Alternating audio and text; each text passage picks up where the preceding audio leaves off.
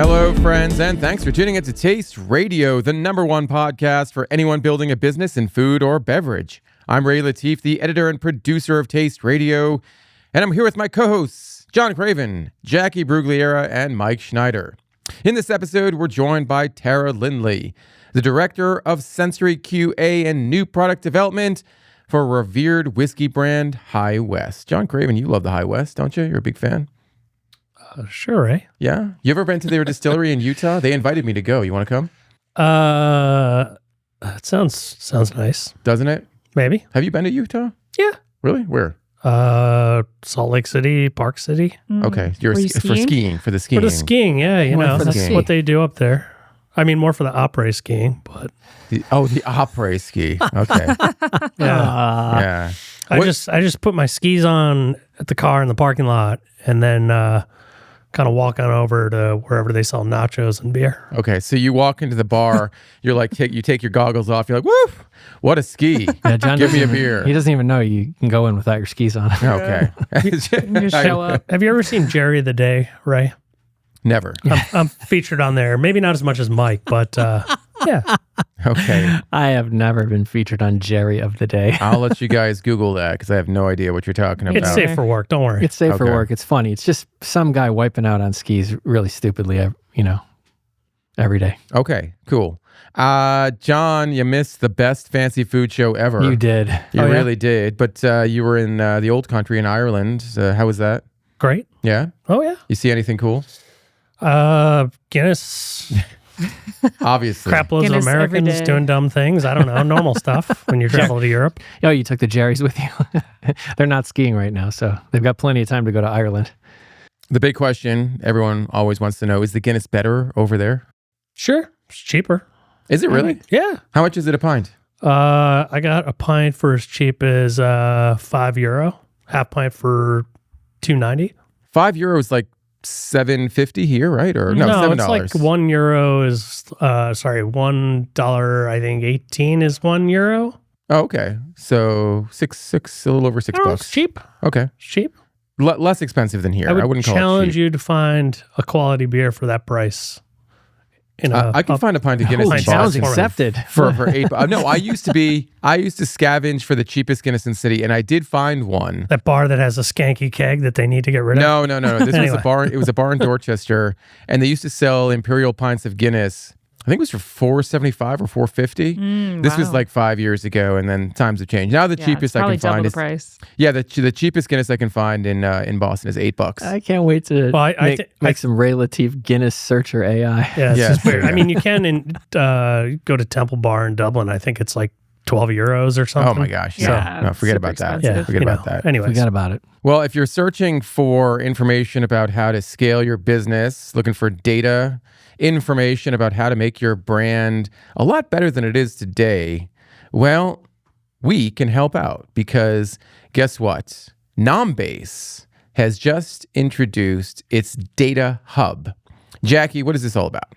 Yeah. So we've been, teasing, saying that we're going to be launching some new features on Nombase, which it is a central resource for the CPG industry. And the data hub is bringing all of our data and information together. So across BevNET, Nosh, and Brewbound, we're taking all of the reports that we have in partnership with, CGA, powered by NIQ, Aggregate, 3-tier beverages, Fabid, Spate, and Brightfield Group, and putting them in one place where you can search, comb through all of our archive of data, and, do some benchmarking, see what's been going on in the industry the last couple quarters, whether it's, purchasing data, you're looking at trends, you're looking at specific categories, you can go there and take a look. Even got commodities data. We do. Yeah, I love this. All the good stuff. Consumer behavior and demand shifts, social listening and brand health, supply chain, macroeconomic, and investment insights. I love all this stuff. And it's all included if you are an insider, a subscriber of our insider platform, tasteradio.com/insider. And guess what? If you sign up now, you get 20% off your first year. So kind of a no-brainer. How do you sign up, Ray? Yes, specifically to get the 20% off discount, go to tasteradio.com/datahub, DATAHUB. and you'll get 20% off an annual membership to become an insider. Once again, it's really a no-brainer. It's probably the best money you'll spend to get the most amount of data all in the same place. And it's really, I think that's the hardest part sometimes about searching for consumer insights, trends, data reports. It's all over the place. But with Nombase Data Hub, it's all in one place, which is awesome. Get in one place, and we're consistently, adding more. Exactly. Well, a lot of people are looking for data. A lot of other people, well, I think most people in this industry are looking for money. But guess what? Good news. There is a new fund that has been announced. Shore Capital Partners announced that they've closed on a $450 million Food and Beverage Fund 3. It is fantastic news for companies that are bringing in between $5 and $100 million in annual revenue. And Shore is going to be very active in this space. In 2022, Shore, which is a Chicago-based private equity firm, closed its second food and beverage fund with about $300 million in funding. So this one, a bit more in that regard. Is that 50% more? Are we doing the math here? 50% more? Sure. Yes. Okay. Whatever you say. Okay, there you go. So if you're looking to learn more about the investments they will be making over the next year or so, you can head to NOSH.com or BevNET.com and read the story by our very own Shauna Golden. Now, please note that insiders get full access to this story. But once again, $450 million, get a piece of that and learn how at NOSH or BevNET.com. Exciting news also for a brand that we hold near and dear to our hearts. That brand is Sunnie, Sunnie, Yum. which is a maker of, how would you describe Convenient kid snacks. Convenient, Yeah. but I think they're also for adults as well. Yeah, they're just convenient snacks. Yeah. I think they've actually dialed back on their kids' positioning a bit and really focused on just making easy snacking kits. So basically, I don't know how to describe this without describing, Jacqui, what were those things where you'd peel Lunchable? back? Lunchable, but no, you'd peel back the thing and you'd... Fun dip? Oh, yeah, fun dip or the cheese dip, you know? A It's cheese like dip, Cheese yeah, those Whiz. things where you have like pretzels on one end of the thing and you have peanut butter or cheese on the other Fake end. cheese. Yeah, why would you even describe that? Yeah, So what they're do we- making a much better. They're making much better versions. So they have a jam snack. It's made with sunflower butter and looks like chia smash jam, a cocoa snack, and a zesty hummus snack. And so really cool stuff. They're doing a lot with airline lounges, which was really great to see. They're in over 50 airports across the country, American Airlines, Delta, and they're really trying to expand where they are in retail stores as well. They're currently in Whole Foods and Target. I'm really happy for this brand because they're a former Nosh Live Pitch Slam winner. And so they picked up, did I even mention that they picked up? We don't take it away from them, so they're not really former. Yeah, I don't even think I Still. mentioned the big news. The big news is that they picked up $1 million in new brilliant. funding from Santa Terra Capital, which is really great to see. They're going to be using the money toward continued growth, operations, inventory, and working capital, according to a story penned by our very own Adrian DeLuca. So congratulations to Katie Tucker and Lizette Howard, who launched the company in 2020. So really great news on that. This is front. really great news. I love their sun butter so much. I'd love a jar of that. Maybe they'll make one just for Maybe. you. I think they're just gonna, with $1 million, I would go heads down and do more of what they're doing. I'm just happy you didn't bring up your damn pinky to your lip like you usually do when anyone says $1 million. It's retired. It's retired. Okay. I'd rather talk about Sunnie than my damn pinky. This is really great news. Yes, indeed. All right. We haven't done a buy or sell in a while, and I saw something on Nosh that was related to some coverage from the Fancy Food Show about Dubai chocolate. Everyone's seen this Dubai chocolate craze. I mean, it's just there's just too much of this stuff. Pretty much everywhere. at Fancy If you're Foods. not familiar with Dubai chocolate, it's a milk chocolate bar that's filled with pistachio cream and Kadayif. Kadayif is I believe a sort of thin pastry or thin dough pastry. It's delicious. Yes, it's very good. So, yeah, I mean, you've seen Dubai chocolate all over the place. At Fancy Food Show, it literally was everywhere. And Adrian and Monica Watrous wrote this story. There's just the fun part. Those little cones that those snacking cones. They have Dubai cones now. There's Dubai style snacking chocolates. There's just all kinds of stuff out there right now. But at this point, I think we've hit peak Dubai chocolate. In fact, I believe at this point, Dubai chocolate has jumped the shark. So I'm buying that it has. Mike, what do you think? I think it's just a new flavor that people like. It's just a new variety of chocolate people like, and there's a place for it. So why not everybody have it? So you don't think it's jumped the shark? I think so. You're selling. Okay. Jacqui, what do you think? I'm buying. Buying, I think that's it's jumped. just, Yeah, it's done. There's just like a huge flood of it, and what is it going to happen now? Like something's going to shake up. People are going to eat it. That's what's going to happen. Yeah. John Craven? I don't think we've reached peak of it. I mean, until there's like Dubai chocolate, I don't know, like dog food, Kit Kats and Snickers and, mainstream, I don't know, Oreos or something like that. That's a fair point. Until Trader Joe's is taken over. I think awareness of it is pretty limited, to be honest. Dubai chocolate lattes? Well, yeah, I mean, I think we've seen Dubai chocolates in some coffee chains at this point already. I think, I want to say, what's the British chain? Cafe Nero? Sure. I think Cafe Nero already has some Dubai chocolate in there. So, yeah, but I guess you're right. I think until we start seeing it in Snickers and Kit Kats and things like that, then it really has. I think it's jumped the shark. It's kind of a weird name for something that you can't really figure out from said name. Mm-hmm. Mm-hmm.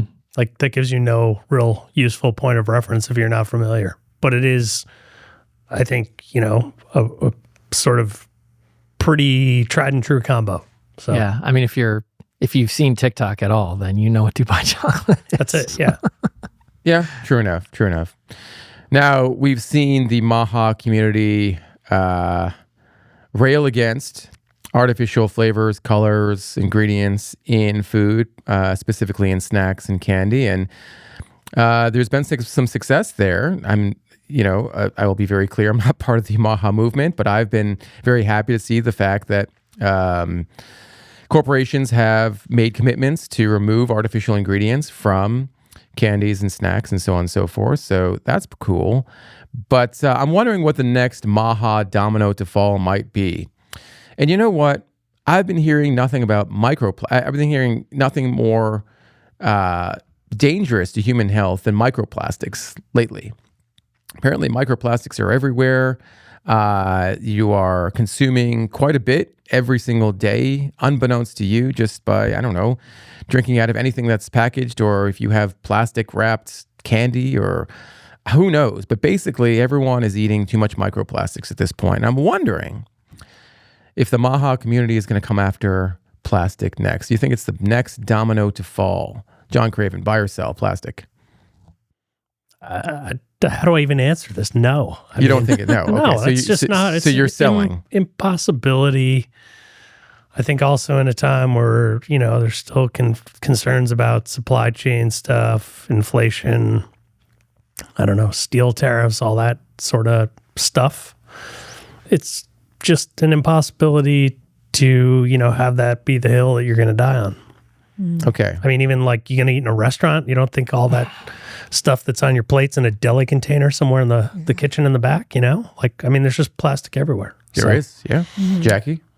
Yeah, I'm selling too. I think there's other maybe lower hanging fruit that they could go after to make immediate change rather than Craven was saying, trying to get rid of all plastic. I think there's also still a disconnect of people not really understanding the impact of microplastics, and they don't see, they see food dyes and they're like, oh yes, I'm, eating that and that's bad for me. But plastic, there's maybe another piece of education there.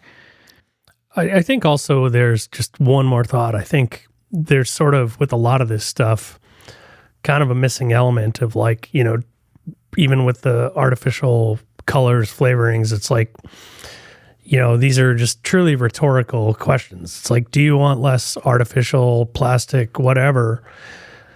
But it's also are you willing to pay more because of that? And that seems to be a real sort of conflict in society in general here. So I'm not really sure that people who are abandoning these things understand exactly the impact to their own personal wallet from those things. And I think if those were paired together more, they might not be so rah-rah about it. So you're saying that by reducing or eliminating the ingredients that they're railing against, they're actually, in the long run, charging themselves more money. Is what you're... I think potentially in some cases, yes, not in all, obviously. I'm not trying to make a blanket, statement that every single thing that we change for the better results in that. But yeah, I think some of this stuff does come at the cost of, increase price.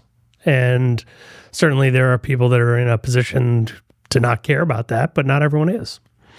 Fair enough. I personally, I would love to see more glass, to be fair. I drink a lot of water out of plastic bottles, and I start to wonder if that's something I should stop doing. But is the concern about microplastics enough to get the community riled up? That MAHA community, Mike, you buying or selling that? Mike just eats plastic. So Yeah, Mike just chews on plastic. I'm chewing on it now. Why do you think I wasn't contributing? I had to have my plastic supplement of the day. Okay. First of all, I don't think they've won the war, in quotes, on food dyes yet. So I think that's going to take a while, and plastic's just a far bigger issue.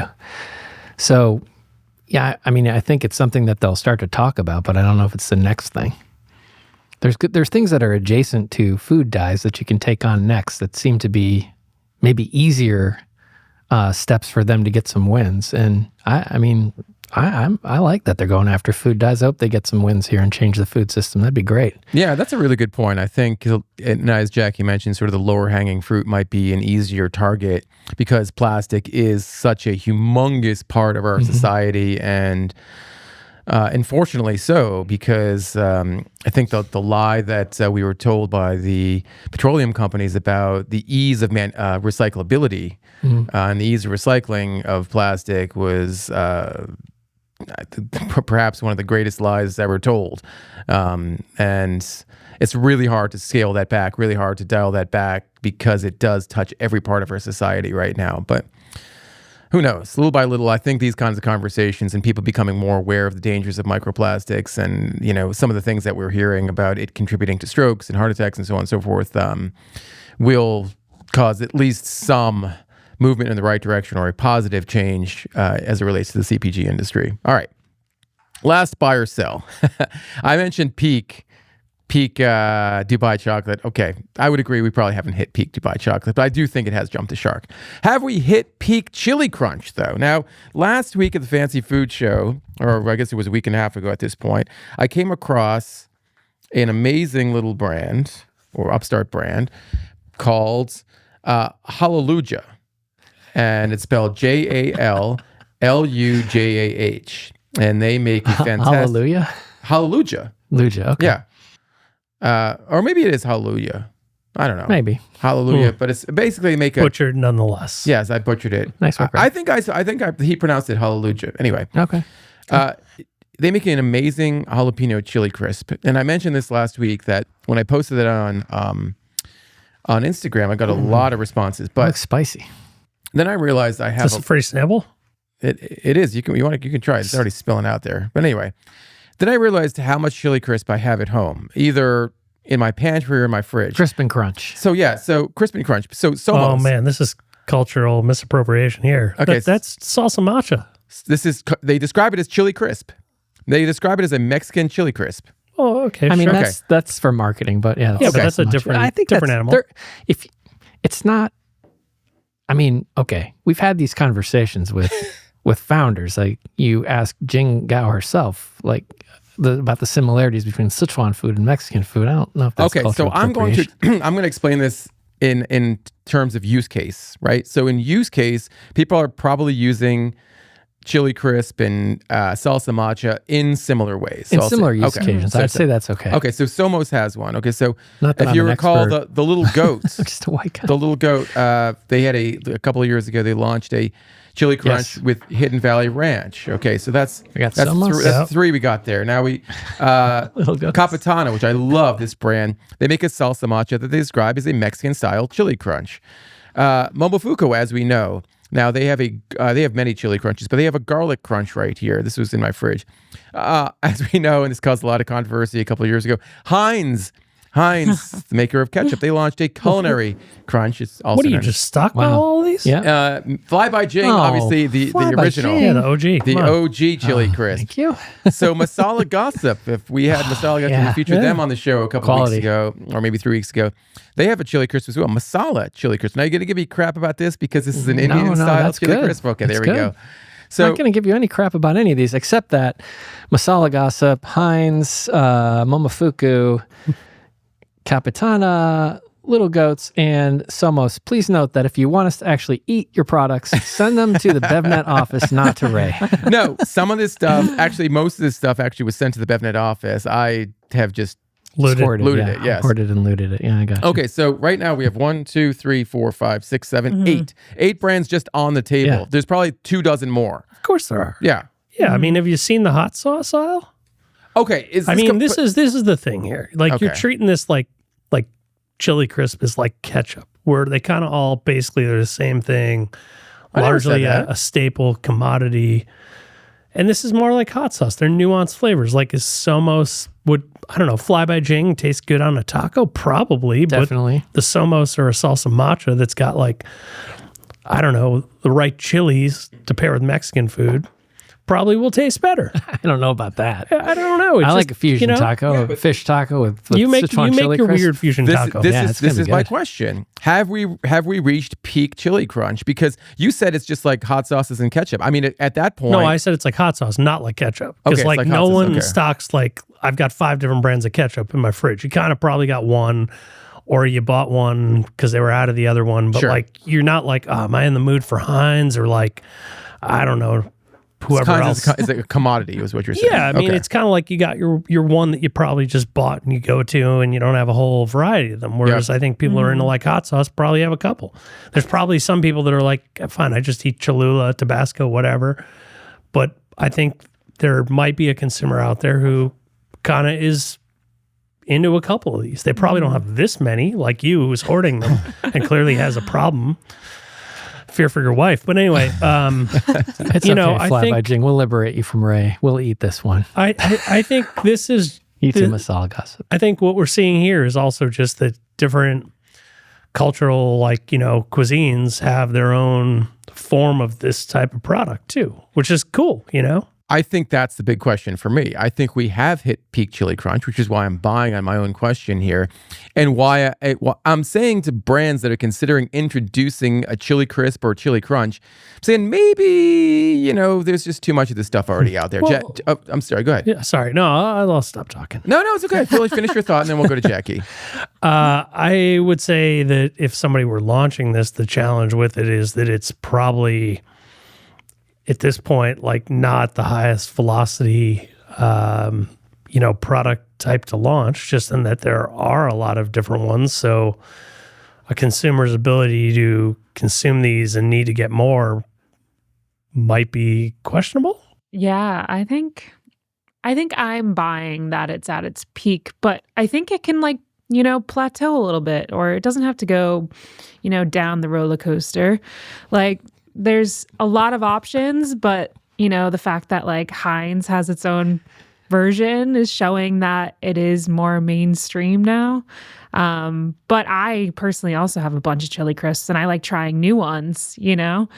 So you're not See, I'm not alone, the only Ray. one You're not hoarding. alone. That's See? who we are, though. But we actually eat them, Ray. That's the difference Yeah. between you and me and Right, Jacqui. that's Like, I've the got point. my Mine doesn't last staple. long. Half of these aren't even opened. I eat these. That's got the seal on the top. You didn't eat that one? The Capitana and the Momofuku I have open. The other ones, I was waiting for a day like this, to be honest with you, where I could talk about this. I mean, there's definitely room for per what John was saying before. It just depends on what you're in the mood for. And like, I guess I'm on a mission to try Sichuan Chili Crisp Flat by Jing on everything. So I'll put it on everything. But then there are times when I'd rather have Masala Gossip now I've got like a jar of Masala Bliss Achar, which is kind of adjacent to that. It's another condiment that has spice and awesome curry flavor. And, you can use that similarly too. So I think it just depends on what, how much flavor you like, what flavors you like. And then these give you that option to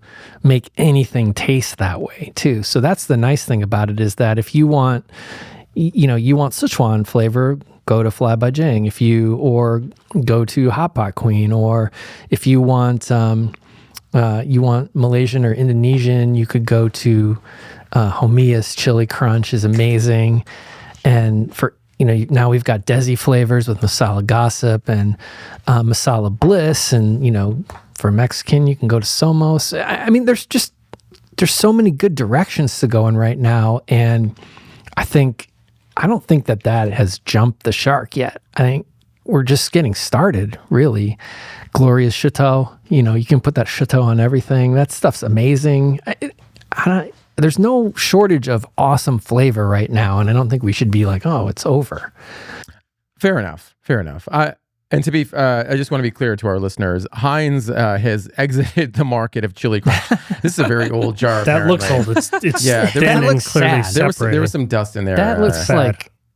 This is a mandarin orange miso crunch. This actually looks kind of good. I mean, look, for Heinz, you don't buy Heinz products when you're like, man, I'm feeling adventurous and I want something new, right? That you're looks like formaldehyde. Yeah, embalming fluid. Is there like an eyeball? There in is there? an eyeball in there. Yeah, I thought so. Ray pickles them. They should have consulted you, John. Before their marketing partner is. Oh gosh, what is this? Oh dear. Yeah, this expired in September of 2022. Shocking. Oh boy, You're really hoarding. Yeah. What? Get that away from me, man. This is just I need to embalm someone right now. reason number 500 to not send product directly to Ray's I just told house. you it doesn't come directly to my house. I'm just saying. Okay. So sad. Well, I enjoyed that. I enjoyed that spirited debate. It was riveting. I'm sure our listeners did yeah, too. they're just And I think what got lost in the shuffle there is Jalleluya, which I'm gonna try this jalapeno chili crisp. This little dash here that they sent us. Well, no, it's a sample that you got at a show. I brought that back from New York City. Great, thank you. In my backpack. So yeah, it spilled all over my backpack. Perfect. Too. Yeah, okay. No, it didn't. Jalleluya. Yes, I mispronounced that several times. All right. Where I would love to pour some of this chili crisp all over a bowl of Like Air. Like Air is a maker of puff corn. Like Air's been on the podcast like a million times because they send us product every single time they have a new flavor, which appears to be like once a month. And which is cool. I mean, and they're all pretty tasty too. Yeah, you're sending us quality stuff with a new flavor like every month. Thank you. Mm-hmm. And this flavor in particular is pretty damn amazing. This is their new spicy ranch. And I had some the other day. It is exactly as advertised. Let's crack it open. I haven't tried this one It's yet. ranch flavor with a little bit of heat. And it is that very light snack that you can finish this bag and feel totally fine afterwards, which is great. 80 calories per bag, non-GMO corn, gluten-free, nut-free. I'm just talking so they don't have to hand this over to John. I'm just kidding. Wait, who's this dude on the front of the bag? I don't know. That's there's this guy. Oops, on the front of the bag. Maybe we can show. I don't know if we can zoom in on that. There, an 8. Okay, maybe. All right, there we go. What does that little badge say? It says, "Are you kidding me? Cooking with Daryl." So apparently this guy's Daryl. Cooking with Daryl. I've seen that guy. What is it? Food Network or something? He's like a TikToker. He does a lot of cooking on a what do you call it? Used to be a Blackstone grill. It's like one of these flat top grill. Oh, okay. It's like dad making food on his grill, kind of. He definitely looks like a dad who makes food on a grill. I was gonna say he looks like a guy least likely to be into spicy food. From his image there. Oh, jeez. Sorry, Daryl. He also looks like a guy who you wouldn't expect to see on TikTok, but very cool. Like Air, you guys are the best. As I've said this a number of times, this might be the best new snack brand I've seen in a long time. They really do everything top notch, and we got to get him on the show. Got to get him on the show soon. We'll say feedback for Like Air. definitely dig the savory flavors more than the Oh yeah, it's a good point. the sweet. Yeah. The churro thing was pretty good, but keep doing this. Light air is amazing. I just like anytime you put that in front of me. And per John, let me try this. Let me try these. Yeah, You can I have your feel own like bag if you like. I eat Yeah. a full bag, and it's like you said, you don't feel like you ate anything. No, But it it's was definitely delicious. the best. It's the best late night snack. Yeah, Right. So yeah. if like you're Yeah. Zero guilt. if you're like I need something at 10 p.m. and you really shouldn't be eating at 10 p.m. But anyway, if you need something very very easy, So 80, like when 80 you're calories. when you're passing out in the Uber on the way back from the Chove. I've never done that There's- ever in my life. There's definitely a place for the sweet, but John's right. The savory. This is really good. Yeah. Spicy. Why would I have a like air bag of like That's air really good. in an Uber on the way Always back from the show? I don't know. I just picture you're in your blazer, remarking how tight the Hugo Boss is looking. Then you reach in the pocket. And there's like Just air. the in like air, and I then don't have pockets you got that- cheese all over the front Oh, of you. never. Cheese never. bits. Oh, there. For the record, you left Stern behind. He's fully passed out on the ground. Last thing, last week I brought a beverage called Plift onto the show. Have you had Plift yet? It's a new How's it THC spelled? beverage, Plift. They have Okay. Plift and they have Plift Plus. And Plift is like 4 milligrams, and they really, it's really nice and funky. They've got, they lean into the terpenes, but then you have juicy grapefruit, tart lime, crisp ginger. I really like the flavor of those. So shout out to Plift. I would have brought it on the show, but I think we drank it all. What's the difference between Plift and Plift Plus? Plift Plus is a smaller can with more THC. So more Plift potent. is 4 milligrams, 12-ounce can, and then the smaller can is a 10 milligram. And those are tasty too. I don't remember all the flavors though. Maybe they'll send us some more so we can enjoy it. I think that's just say Plift one more time. Plift. There you go. It's really tasty. I also have we've gotten a bunch of good cannabis in lately, so I want to try some here. We got Cannabis beverages, that is. right. Not the ganja. Specialty send that too. Specialty Squires Elixirs. This is Squires Specialty Elixirs. This is a brand that's really tasty too. They basically have this as a hydration play. THC infused seltzer, 5 milligrams of THC, 10 of CBD. Going in for a taste. What is here. the name of this brand? Mandarin Mango. It's Squires, Squires. Ooh, Yeah. nice. not to be confused with Fender. Is it Billy's brand? Nobody got that. Billy Nope. Squire. That's funny. Okay. I went for a Fender joke that you didn't get too. That's really tasty too. I mean, these are cannabis beverages are really tasting good lately. And then You shouldn't be drinking so much of this in the early morning. I also have this one's interesting because it has a lot of different cannabinoids in it. This one's called Good Mellow, Good mellow. and Good Mellow is 5 THC, 2.5 CBD, which usually usually more CBD than THC, Jackie. That's what I've seen Usually, mostly. yeah. But this one also has a milligram of THCV and a milligram of CBG, which I've been told the G is for giggle. So, They do say the more like cannabinoids you consume, the more well-rounded high that you get. gotcha. This one also has ashwagandha. It's like there's a lot going on in Good Mellow, but it is very tasty, and I'm tempted to drink the whole thing, but I don't want to be. You have I don't want many. to be wackier than usual. You have many meetings for the rest of the day. God, I'll just microdose. It's really tasty. So these I'm like, what is even going on?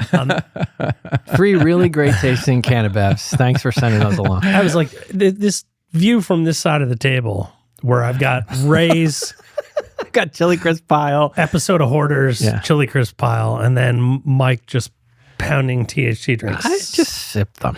It's a typical episode of Taste Radio. in a vintage Yeah. taste radio show. Yeah. In a too. vintage taste radio shirt. It's going to melt and start spinning. That is an epic vintage Taste Radio shirt. I mean, it looks like we had the podcast going on in like 1974. This is which Rev kinda- 1. I know. This Yeah. has been washed an awful lot. It's Yeah. nice and soft.